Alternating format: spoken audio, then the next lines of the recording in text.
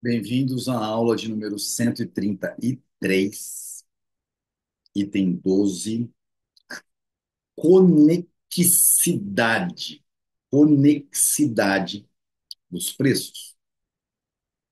Estamos fazendo, compartilhando o PDF com vocês. Veremos a partir do PDF a conexidade dos preços. Se de um determinado processo de produção resultam simultaneamente os produtos pezinho e quesinho, as decisões e ações empresariais são orientadas em função da soma dos preços previstos para pezinho e quesinho. Os preços de pezinho e quesinho são intimamente ligados entre si, uma vez que mudanças na demanda por pezinho ou por quesinho acarretam mudanças na oferta de quesinho ou de pezinho. A relação mútua entre os preços de pezinho e de quesinho pode ser denominada conexidade de produção. O fabricante chama pezinho ou quesinho de um subproduto de quesinho ou de pezinho. Entendeu? Do que você está falando, Rodrigo? Vamos lá. Quem produz açúcar e álcool? Não sobra o bagaço da cana, que antigamente era um subproduto que não tinha valor, era dado, as pessoas tinham que buscar lá e, sei lá, fazia cama de frango, não sei o que eles faziam com aquilo. Depois de um certo tempo, a demanda por aquilo começou a ser alta e começou a ter, então, valor comercial. Ao invés de dar, começou a ser vendido. A partir de um determinado momento, que aquilo passou a ser vendido, então, ele era um subproduto do quê? Do processo de fabricação de açúcar e álcool. Suponhamos a produção do bem de consumo zezinho, que requer o emprego dos fatores pezinho e quesinho, sendo que a produção de pezinho requer o emprego de azinho e bezinho, e a produção de quesinho, o emprego de cezinho e dezinho. Neste caso, mudanças na disponibilidade de pezinho ou de quesinho acarretam mudanças na demanda de quesinho ou por pezinho. Ok? Então vamos lá, só para que vocês recapitulem aí. Vocês estão lendo no texto. Suponhamos que a produção de um bem de consumo Z requer o emprego de P e Q. E para a produção de P, requer-se o quê? O emprego de A e B. E para a produção de Q, de C e D. No caso, mudanças na disponibilidade de Qzinho acarretam mudanças na demanda de Qzinho. Ora, se demanda P e Q, se P está em falta, P começa a faltar no mercado, Qzinho começa a sobrar. É indiferente se a fabricação de Zzinho, a partir de P e Q, é efetuada pelas mesmas empresas que produzem P a partir de A e B e Qzinho a partir de C e D, ou pelos próprios consumidores como uma etapa preliminar ao seu consumo. Os preços de Pzinho e Qzinho estão intimamente ligados entre si, porque Pzinho é inútil ou tem menor utilidade sem Qzinho e vice-versa. Então, o que Mises está colocando aqui, catalacticamente, é o seguinte: se P e Q são usados para formular, para produzir Z, ainda que possam ser fatores complementares em outras coisas, não sejam absolutamente específicos para produzir Z, se a quantidade de Q começa a faltar no mercado e P não pode ser usado na quantidade que seria num preço competitivo de Z, porque precisa de Q para produzir e não tem Q, ou seja, P tem, tem uma menor utilidade a partir desse momento, tá certo? A relação mútua entre os preços de P e Q pode ser de conexidade de consumo.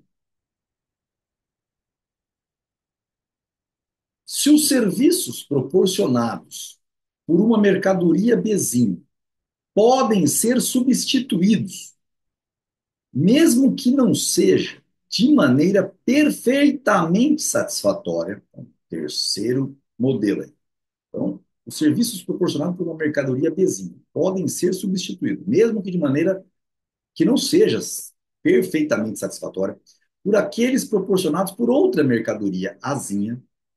Uma mudança no preço de uma delas também afeta o preço da outra. A relação mútua entre os preços de A e B pode ser denominada de conexidade de substituição. Então, já vimos conexidade de produção, quando nós temos que a relação mútua entre os preços de P e Q pode ser denominada de conexidade de produção. O fabricante chama P ou Q de um subproduto. Suponhamos que o preço de produção de Z requer o emprego de P e Q, sendo que a produção de P requer o emprego de A e B e a produção de Q o C e D. Neste caso, na disponibilidade de P, acarretam mudanças na demanda de Q. É indiferente se a fabricação de Z a partir de P e Q é efetuada pelas mesmas empresas que produzem P a partir de A e B e Q a partir de C e D. Isso não importa. Ou pelos próprios consumidores, como uma etapa preliminar do seu consumo. Os preços de P e Q estão intimamente ligados entre si, porque P é inútil ou tem menor utilidade sem Q e vice-versa. Então, a relação mútua entre os preços de P e Q pode ser denominada de conexidade de consumo. Se os serviços proporcionados por uma mercadoria bezinha podem ser substituídos, mesmo que não seja de maneira perfeitamente satisfatória, por aqueles proporcionados por uma mercadoria azinha, uma mudança no preço de uma delas afeta também o preço da outra. A relação mútua entre os preços de A e B pode ser denominado conexidade de substituição. As aludidas conexidades de produção, consumo e substituição são casos particulares de conexidade de preços de um número limitado de mercadorias. É necessário que se faça uma distinção entre esses casos particulares de conexidade de preços e a conexidade geral dos preços de todas as mercadorias e serviços, porque ela existe. Esta conexidade geral decorre do fato de que, para atender a qualquer desejo ou satisfação, além dos vários fatores mais ou menos específicos, há um fator escasso que, apesar das diferenças qualitativas na sua capacidade de produção, pode, nos limites definidos anteriormente com precisão, ser considerado como não específico, qual seja o fator trabalho. Só vamos ver a nota de rodapé, tá bom? Ah, página 169, ela não está explicando o fator trabalho lá atrás. Como um dos, que é um fator não específico de produção, ele pode ir para qualquer lugar, então ele é um fator mais escasso que existe, mais correlato com todos. No mundo hipotético, no qual todos os fatores de produção fossem absolutamente específicos, nós já vimos esse exemplo de construção imaginária, a ação humana procuraria realizar a satisfação de vários desejos independentes um dos outros. No nosso mundo verdadeiro, o que interrelaciona a satisfação de vários desejos é a existência de um grande número de fatores não específicos, aptos a serem empregados para a satisfação de diversos fins, a serem, numa certa medida, substituídos uns pelos outros, conforme a necessidade e a maior urgência por um ou por outro. O fato de que um dos fatores, o trabalho, por um lado, seja necessário para qualquer tipo de produção e, por outro lado, seja, nos limites já definidos, não específicos, engendra a conexidade geral de todas as atividades humanas. Este fato faz do processo de formação de preços um conjunto orgânico, onde cada engrenagem atua sobre todas as outras. Faz do mercado uma concatenação de fenômenos mutuamente interdependentes. Seria absurdo considerar um determinado preço como se fosse um fato isolado. Um preço expressa a importância que os agentes homens atribuem a qualquer coisa no atual estágio de seu esforço com vistas a diminuir o desconforto. Não indica uma relação com alguma coisa imutável, mas simplesmente uma posição instantânea num conjunto que varia como se fosse um caleidoscópio. Nesse conglomerado de coisas às quais os julgamentos subjetivos das pessoas atribuem valor, a posição de cada partícula está interrelacionada com a das outras partículas.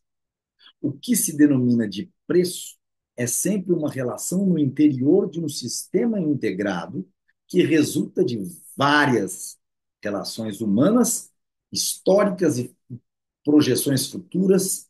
É quando eu digo que os preços de mercado é o maior conhecimento que existe na face da Terra, está diretamente relacionado com este parágrafo. Lerei de novo. Seria absurdo considerar um determinado preço como se fosse um fato isolado. Quando a gente fala que a venda de maconha está sendo proibida, ela interfere inclusive no preço da pizza, por conta do maior aumento da larica, caso isso fosse liberado. Estou brincando, mas brincando, estou falando sério. Tudo interfere em tudo. Um preço expressa a importância que os agentes homens atribuem a qualquer coisa no atual estágio de seus esforços com vista a diminuir o desconforto. Não indica uma relação com alguma coisa imutável. Então, um preço não indica uma relação com alguma coisa imutável, mas simplesmente uma posição instantânea, num conjunto que varia como se fosse um caleidoscópio. Então, quando as pessoas, quando o governo principalmente quer te enganar, dizendo que precisamos de estabilidade de preço, isso é uma mentira, como a gente já falou antes. Nesse conglomerado de coisas para as quais os julgamentos subjetivos das pessoas atribuem valor, a posição de cada partícula está interrelacionada com a das outras partículas. Tudo está interrelacionado. A proibição de venda de crack, como, né, para fins recreativos, está interrelacionada a todos os preços de mercado. A proibição de você, a necessidade de você ter que tirar o visto para entrar em outros países está interrelacionado com o aumento da demanda em outros países e tudo está correlacionado. Sobra dinheiro aqui, então você vai gastar com outra coisa. Tudo está interrelacionado. O que se denomina de preço é sempre uma relação no interior de um sistema integrado que resulta das várias relações humanas. E assim terminamos a nossa aula de número 133, item 12, a conexidade dos preços. É uma explicação daquilo que eu acho que já estava bem óbvio para quem consome economia, mas que talvez por conta dessa explicação final de que a maior tecnologia que existe é de fato esse entendimento da conexidade de preços e das suas variabilidades, isso é, de forma muito importante, algo que deve ficar na cabeça de todos os economistas austríacos. Obrigado, até a próxima aula.